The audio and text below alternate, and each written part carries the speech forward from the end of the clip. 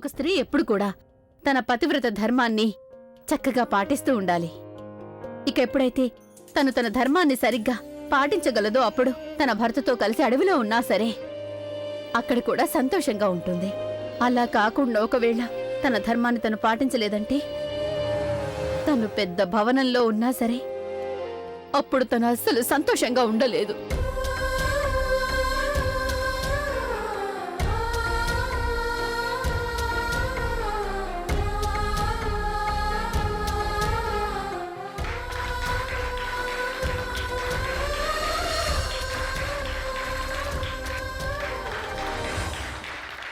ఈ తల్లి కూతుళ్ళిద్దరూ కూడా నెంబర్ 1 డ్రామా ఆర్టిస్టులు. పోన్లేండి, కనీసం ఒక్కళ్ళైనా వాళ్ళ డైలాగ్స్ ని సరిగ్గా గుర్తుపెట్టుకున్నారు. మీకు స్టేజ్ మీదకి వెళ్లే అర్హత ఉంది.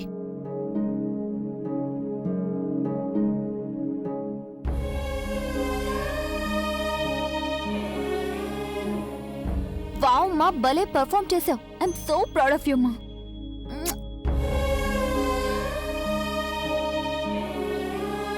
అక్కయ్య మీరెలా చెప్పారు అంటే అది తిన్నగా నా మనసుకు తగిలింది. అతి కష్టం మీద నేను నా కన్నీళ్లు ఆపుకున్నాను. చాలా చక్కగా చెప్పారు మీరు. ఇప్పుడు మీ ముందుకి రాబోతున్నారు మందర పాత్రను పోషించబోతున్నా అమ్మమ్మ, వైశాలి మెహ్రా, అలాగే కైకేయి పాత్రను పోషించబోతున్నా పమ్మి కూడా. చప్పట్లు చప్పట్లు.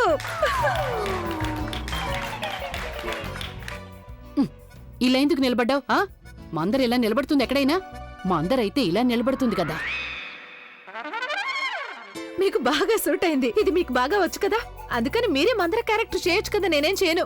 నేనెందుకు మందరవ్వాలి? నేనిప్పుడు కైకేయినయ్యాను కదా. నిన్ను ఆజ్ఞాపించటమే నాకున్న పనంతా. అలాగా? ఆజ్ఞాపించడమా? ఒకవేళ మీరు ఈ సీన్ లో గనక నన్ను కాళ్ళు పట్టమని ఏమైనా చెప్పారంటే అప్పుడు ఆ క్షణమే నేను ఈ క్యారెక్టర్ వదిలేస్తాను. అలాగా? అయితే నువ్వు వెళ్ళి అత్తయ్యకి చెప్పొచ్చు కదా, నాకెందుకు చెప్తున్నావు? ఆవిడకి ఎందుకు చెప్పాలి? మీరే కదా నన్ను ఇప్పుడు ఆజ్ఞాపించేది. అలాగే అప్పుడు కూడా నీ పని నేను చెప్పింది వినడమే. అర్థమైందా? నా పని నీకు చెప్పడం. నోరు మూసుకుని చెప్పింది విను. నేనేం విన్ను. ఎందుకు విను? Just stop it. మీలో అసలు ఎవరు కూడా మీ డైలాగ్స్ విషయంలో సీరియస్ గా లేరు. ఒకవేళ మీరందరూ ఇలాగే డైలాగ్స్ చెప్తూ ఉన్నారంటే అప్పుడు స్పాన్సర్షిప్ కి బదులు అందరూ నా ప్రాణాలు తీయడం మొదలు పెడతారు. మేడం, మీరు ఇంకా నా యాక్టింగ్ చూడనే లేదు కదా. నేను డైలాగ్స్ పూర్తిగా నేర్చుకున్నాను.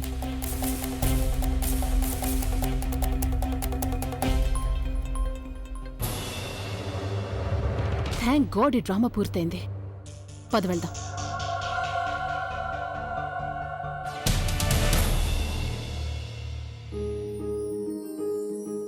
నిజంగా సరళ గారు ఒప్పుకోవాల్సిందే.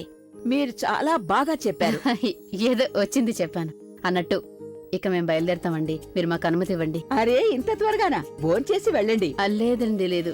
ఇంట్లో నాకు ముఖ్యమైన పనుంది, అందుకే మేము బయలుదేరతాం. నేను డ్రైవర్కి చెప్తాను, మిమ్మల్ని దింపేసి వస్తాడు. డైమండ్ షూటింగ్స్, రాధేశ్యామ్ రైనాస్, జేబీ ప్రింటర్స్, ఎస్ఏబీ కన్స్ట్రక్టర్స్. నువ్వు ఎవరి పేర్లు చదువుతున్నావు? అదే అభి, నేను స్పాన్సర్స్ లిస్ట్ చూస్తున్నాను. మనం వాళ్ళతో డీల్ చేయాలి కదా. ఇంతకు ముందు నేను వీళ్ళ దగ్గరికి వెళ్ళినప్పుడు ఎవరు కూడా మనకు స్పాన్సర్ చేయడానికి ఒప్పుకోలేదు. ఒకవేళ ఒప్పుకున్నా లక్షల్లో అడిగేవారు. ఏదేమైనా ప్రజ్ఞావతుల్లో ఏదో విషయం ఉంది. నువ్వు నా ముందే నా శత్రువుని పొగుడుతున్నావా? అరే, నేనెక్కడ పొగుడుతున్నాను? అనలైజ్ చేస్తున్నాను. ఇలా చూసుకుంటే నీకే ప్రాఫిట్ వస్తుంది. ప్రాఫిట్? చూడు, ప్రజ్ఞావతిలో ఏం చేసినా సరే నీ ప్రాపర్టీని కబ్జా చేసింది, నీ బిజినెస్ ని టేక్ ఓవర్ చేసింది. కానీ ఇందులో నీకు లాభం కూడా ఉంది. నీకు నీ ఎంప్లాయ్ గురించి తెలిసింది కదా, అతను ఫ్రాడ్ చేశాడని. అలాగే ఇప్పుడు ఈ ఫంక్షన్ జరగబోతుందంటే దానికి మొత్తం ఫండ్స్ తనే కదా అరేంజ్ చేస్తుంది. అందుకే చెప్తున్నాను, తన దగ్గర ఖచ్చితంగా ఏదో తెలియని విషయం ఉంది. చూడివి నేను కూడా చేయగలను, కానీ ఇలాంటి చిన్న పనులు నేను ఎప్పుడు చేయను. చిన్న చిన్న పనులు చేయాలనుకోకపోతే చేయొద్దు. కనీసం తన ప్రాఫిట్ ని సంపాదించు. ప్రాఫిటా? నువ్వు ప్రజ్ఞావతిని పార్ట్నర్షిప్ అడగచ్చుగా. పార్ట్నర్షిప్ అంటే? చూడు, నువ్వు ఇప్పుడు ఏం చేస్తున్నావో అదే చేస్తూ ఉండు. ఒకవేళ పార్ట్నర్షిప్ చేసావనుకో, ఇప్పుడు ఎంత సంపాదిస్తున్నావో అంతకంటే ఎక్కువ సంపాదించవచ్చు. లేదు, నాకు తన హెల్ప్ ఏమాత్రం అవసరం లేదు, కానీ నాకు నీ హెల్ప్ అవసరం. నా హెల్ప్ దేనికి? అంటే తను నన్ను ప్రతి పైసా కోసం ఏడిపిస్తుంది కదా. రాత్రి పగలు టార్చర్ చేస్తోంది. నాకు తనకి మధ్య మిస్అండర్స్టాండింగ్ క్రియేట్ చేయడానికి ట్రై చేస్తోంది. నేను కూడా తన మీద పగ తీర్చుకోవడానికి ఏదో ఒకటి చేయాలనుకుంటున్నాను. అదే, ఏం చేయాలనుకుంటున్నావు? ఏంటంటే తను ఏడుస్తున్నప్పుడు నేను నవ్వాలి. ఒకవేళ తను నా ముందు ఇలా వేలు చూపించి మాట్లాడిందంటే తన వేలు విరిగిపోవాలి. నా ముందు గట్టిగా మాట్లాడిందనుకో తన మాట పడిపోవాలి. తను నన్ను ఎలా టార్చర్ పెడుతోందో తను కూడా అలాగే అనుభవించాలి. ఇంత చెయ్యాలి అంటే నేను కూడా ఒకరి సలహా అడగాల్సి ఉంటుంది. అంటే నేను దీని గురించి బుల్బుల్తో మాట్లాడాల్సి ఉంటుంది. నేను కూడా తను అడిగి చూస్తాను తన దగ్గర ఏమైనా ఐడియా ఉందేమో అని. ఈ లోపు నువ్వు కూడా ఆలోచించు. నీ బ్రెయిన్ లో ఏమైనా ఐడియా కానీ ప్లాన్ కానీ వస్తే నాకు చెప్పు. అరే, నేను ఏం ఆలోచించాలి ఇలాంటి వాటి గురించి? అభి, నువ్వు శత్రువు ఫోటోని నీ ముందు పెట్టుకో. అప్పుడు ఖచ్చితంగా ఏదో ఒక ఐడియా వచ్చి తీరుతుంది. సరేనా? నేను వెళ్తున్నాను, తర్వాత కలుద్దాం. బాయ్. చూడు, తన్ను గురించి మనకి పూర్తిగా ఏమీ తెలియదు కదా. ఆలియా గురించి మనకి చాలా బాగా తెలుసు. తన గురించి మనకి అణువణువూ తెలుసు. అందుకని మనమిప్పుడు ఆలియా కోసం ఏదైనా ప్లాన్ వెయ్యాలి, అంతేగాని తన్ను గురించి కాదు. అమ్మమ్మ మీరు చెప్పింది చాలా సరిగ్గా ఉంది, కానీ మనం ఏం ప్లాన్ వేయాలి? అది మనం ఆలోచిద్దాం. ప్రజ్ఞ, ప్లాన్ వేయడానికి ముందు మనకి ఆ ఆలియాకున్న వీక్నెస్ గురించి ఏదో ఒకటి తెలియాలి. దాని గురించి తను వింటే భయపడిపోవాలి. అలాంటివైతే రెండే విషయాలున్నాయమ్మమ్మ. ఒకటి డబ్బు, రెండవది పెళ్లి. అది 2 సార్లు ప్రవీణ్తో జరగబోయి ఆగిపోయింది. పెళ్లి, సరిగ్గా చెప్పావు, పెళ్లి. అంటే చూడు ప్రజ్ఞ, నువ్విప్పుడు నా ప్లాన్ ఏంటో విను. ఇంట్లో అందరూ ఒకే చోట ఉన్నప్పుడు నేను ఆలియా పెళ్లి విషయాన్ని అందరి ముందు మాట్లాడతాను. దాని గురించి విని ఆలియా తప్పకుండా అదుపు తప్పుతుంది. ఇక నువ్వు కూడా అదే సమయంలో అవకాశం చూసుకుని దెబ్బ కొట్టాలి. అంటే తనని మరింత రెచ్చగొట్టాలి. ఆ తర్వాత చూడు నువ్వు.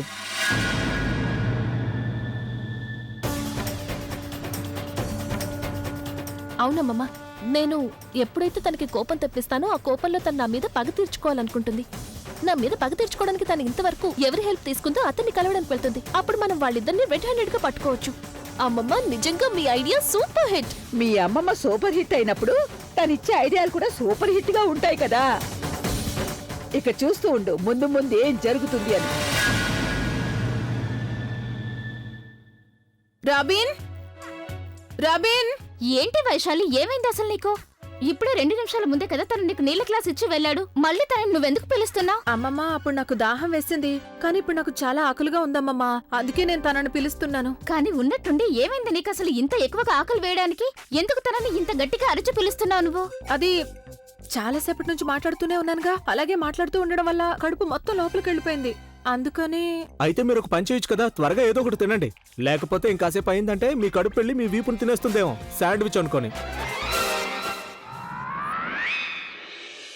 వావ్, ఏంటి విషయం? అందరూ చాలా సంతోషంగా కనిపిస్తున్నారు. ఇదంతా పొద్దున్నే నేను తిట్టిన ప్రభావం అనుకుంటా.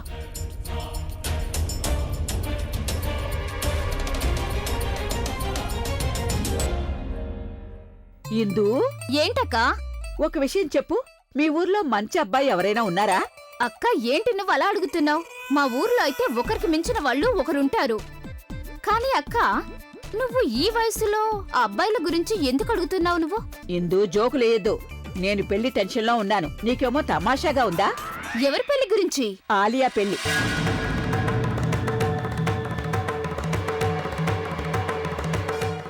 నేను ఆలియా కోసం ఆ అబ్బాయి గురించి అడుగుతున్నాను. నానమ్మ, what's wrong with you? I mean like పెళ్ళే కదా నానమ్మ, అవుతుందిలే. చూడమ్మా, పెళ్లి అవడం కాదు, చేసుకోవాల్సి ఉంటుంది. కానీ నానమ్మ, నువ్వు మాట్లాడద్దు. ఇద్దరు పెద్దవాళ్ళు మాట్లాడుతున్నప్పుడు చిన్నపిల్లల మధ్యలో అస్సలు మాట్లాడద్దు. అది ముఖ్యంగా పెళ్లి లాంటి విషయాల్లో. ఇందు, చెప్పు, మీ ఊర్లో ఎవరైనా మంచి అబ్బాయి ఉన్నారా? ఆలియాకి తగినవాడు. ఉన్నారక్క, కానీ ఆలియాకి తగిన వాళ్ళు ఎవరూ లేరు. అంటే నీ ఉద్దేశం ఆలియాకి తగినవాడు లేడంటే? ఇక్కడేంటి కొత్త పంచాయతీ నడుస్తుంది?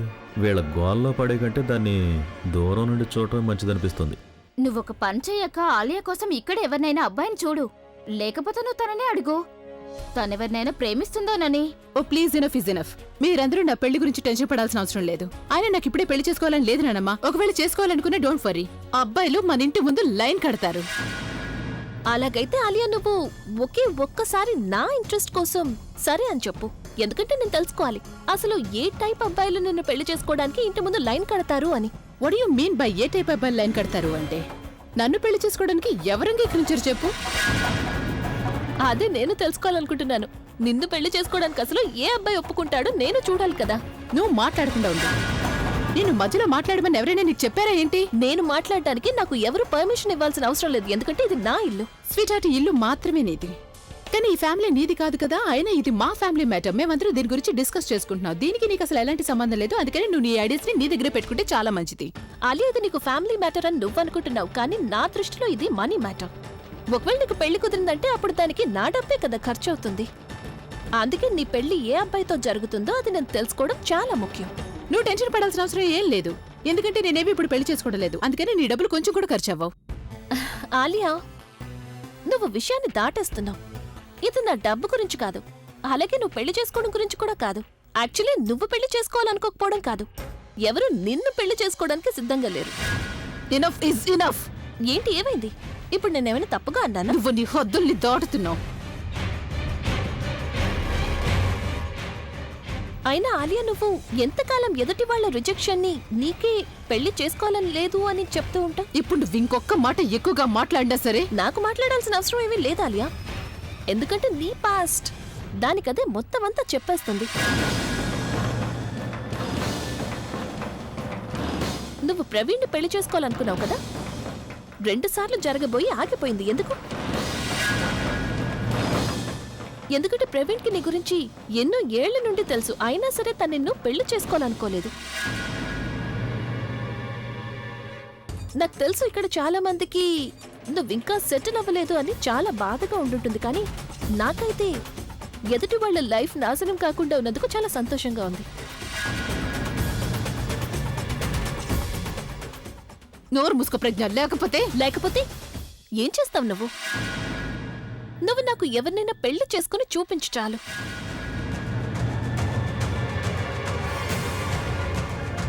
ఆలియా, పెళ్ళనేది 2 కుటుంబాలు 2 మనసుల కలయిక అవుతుంది. నీకు ఎదుటి వాళ్ళ కాపురాలు కోల్చడం మాత్రమే తెలుసు, మరి నువ్వెలా కాపురం చేస్తావు చెప్పు? ఇక్కడున్న వాళ్ళందరికీ తెలుసు మంచి అబ్బాయి ఎవరూ కూడా నేను పెళ్లి చేసుకోవడానికి ఒప్పుకోడు అని. ఇన్ఫాక్ట్ నా అసిస్టెంట్ కూడా నేను పెళ్లి చేసుకోవడానికి ఒప్పుకోడు. ఏంటి రఘు, ఆలియా మేడంని పెళ్లి చేసుకుంటావా?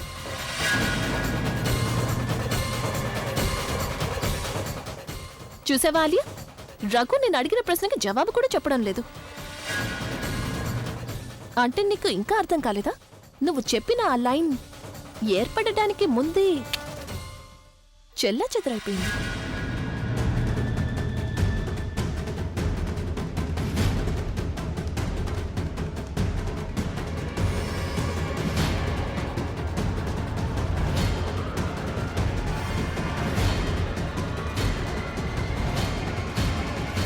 ప్రజ్ఞ, ఆలియా చాలా తెలివైంది. నాన్నమ్మ ప్రజ్ఞతో ఏం మాట్లాడుతోంది? అంత సులభంగా తాను మనకి చిక్కేలా కనిపించడం లేదు. కానీ ప్రజ్ఞ, నువ్వు చాలా జాగ్రత్తగా ఉండాలి. ఇక కొన్ని రోజుల వరకు తన్ని నువ్వు ఏమీ అనకూడదు, ఏమీ మాట్లాడద్దు. వీలైతే నువ్వు తనకి దూరంగా ఉండు ప్రజ్ఞ.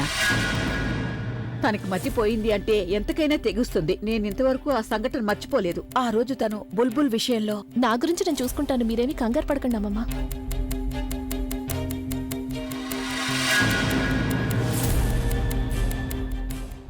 ఇప్పుడే వెళ్ళి నాన్నమ్మతో మాట్లాడతాను.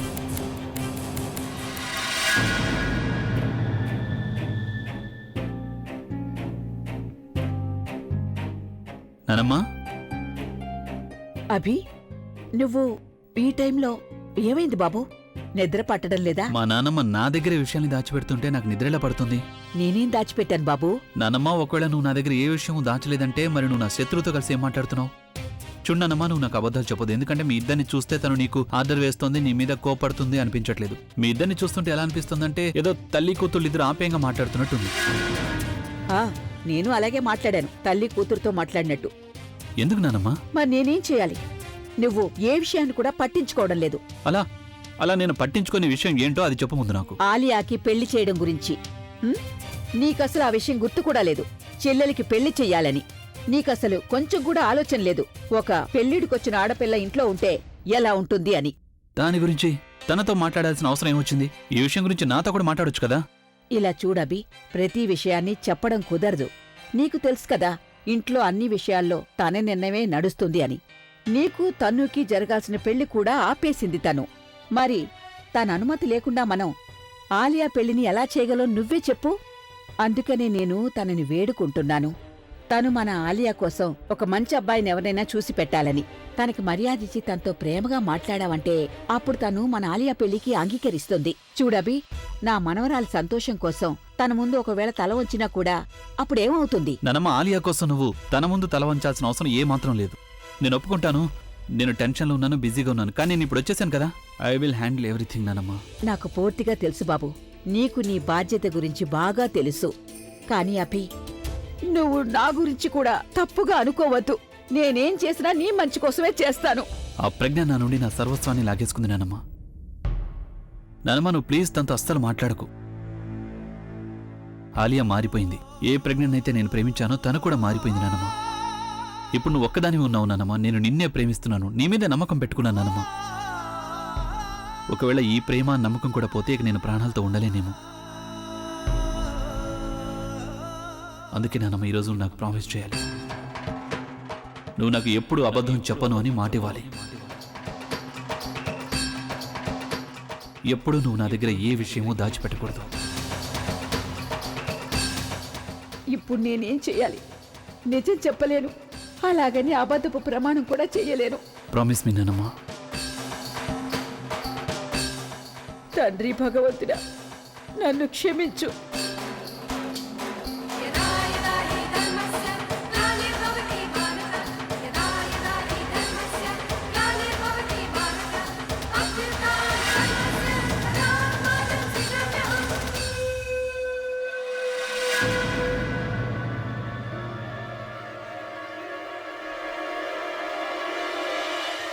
పదండి,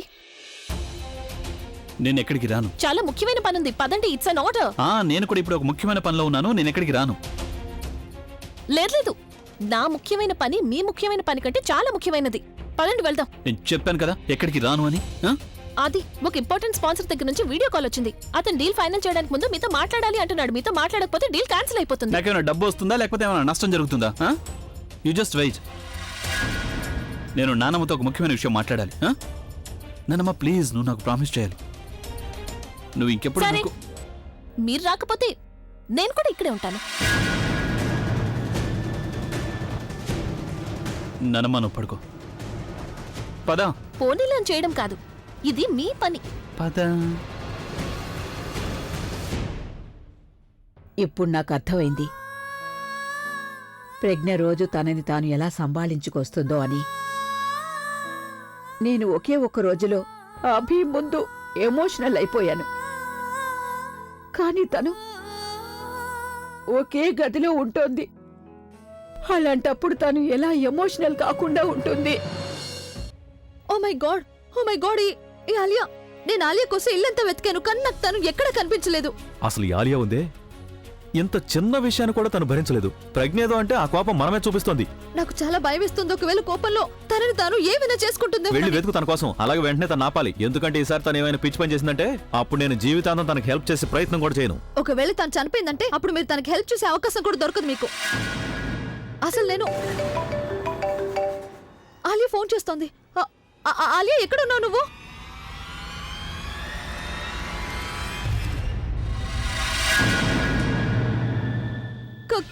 కానీ ఆలియా నేను ఇప్పుడు ఎలా? ఆలియా నేను చెప్పేది విను. ఏమైంది? ఇలా ఎందుకు మాట్లాడుతున్నావు? ఆలియాకి పిచ్చి పట్టింది. అరే తను చిన్నప్పటి నుంచి పిచ్చిదే కదా, ఇప్పుడేమైంది చెప్పు నాకు. ఆలియా ఇప్పుడు ఢిల్లీకి వెళ్ళింది. ఎందుకు? ఆలియా ఒక కిల్లర్ని హైర్ చేసింది. అతను ప్రజ్ఞ మీద అవకాశం చూసుకుని అటాక్ చేస్తాడు. అప్పుడు ప్రజ్ఞ మన లైఫ్ నుండి శాశ్వతంగా వెళ్ళిపోతుంది. అసలు ఆలియాకి ఢిల్లీకి వెళ్లాల్సిన అవసరం ఏమొచ్చింది? తను అక్కడ ఉండి ఇక్కడ ప్రజ్ఞకి ఏమైనా జరిగితే అప్పుడు ఆ నింద మన మీదకి వస్తుంది. తను ఒక్కసారి కూడా నా గురించి ఆలోచించలేదు. సెల్ఫిష్ గా ఉంది తను. నేను ప్రెగ్నెంట్ గా ఉన్నాను, జైలుకి ఎలా వెళ్తాను? తను నువ్వు ప్రతి చిన్న విషయానికి ఏడటం మానేస్తావు. ముందు కన్నీళ్లు రాకపోయినా నువ్వే కావాలని కన్నీళ్లు బయటకు తీస్తున్నావు అనిపిస్తుంది. మొదటిసారి స్నేహితురాలు తన జీవితంలో ఎంతో తెలివైన పని చెయ్యబోతోంది. అదెలా? ఈ టైంలో ఇంట్లో వాళ్ళందరికీ తెలుసు కదా ప్రజ్ఞ ఆలియాల మధ్య పచ్చగడ్డి వేసిన బొగ్గుముంటుందని. ఒకవేళ ప్రజ్ఞకి ఏమైనా జరిగిందంటే అప్పుడు ఆ నింద ఎవరి మీద పడుతుంది? ఆలియా మీద. కానీ ఆలియా ఇక్కడ కాదు, ఢిల్లీలో ఉంది. అదే నేను చెప్తున్నాను. అరే నేను కూడా అదే చెప్తున్నాను. రావణుడితో పాటుగా ప్రజ్ఞ కూడా చేస్తుంది. నింద ఎవరి మీదకి రాదు, ఆలియా మీదకి రాదు, మన మీదకి కూడా. నీకు దారి క్లియర్. అభికి నీకు పెళ్లి జరిగిపోతుంది. మొత్తం ప్రాపర్టీ తిరిగి అభి పేరు మీదకు మారిపోతుంది. అప్పుడు నేను ఆలియా ఇద్దరం కలిసి తిరిగి అదే కంపెనీలో ఫ్రాడ్ చేస్తాం. మొత్తం డబ్బంతా మేమే నొక్కేస్తాం. అప్పుడు 3 పువ్వులు 6 కాయలు. సక్సెస్ సాధించడానికి టైం దగ్గర పడింది.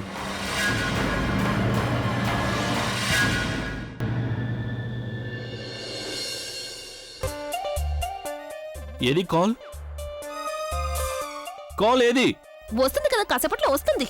ఎక్కడొస్తుంది? ఫోన్లో వస్తుందా, టీవీలో వస్తుందా, రేడియోలో వస్తుందా, లేక ల్యాప్టాప్ లో వస్తుంది? ఎక్కడ?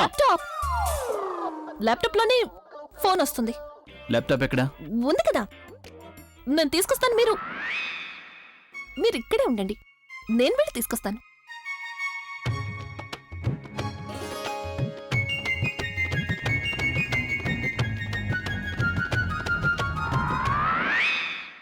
కాల్ ఎక్కడ? ముందు లాగిన్ చేయండి. లాగిన్ చేస్తే కాల్ వస్తుంది. లాగిన్ చేశాను. కాల్ ఎక్కడ? ఏం చేయాలి, ఎవరికి చెప్పాలి? కాల్ చేయమని ప్రవీణ్కి చెప్తాను. లేదు లేదు, వీడియో కాల్ అయితే ఫేస్ కనిపిస్తుంది కదా.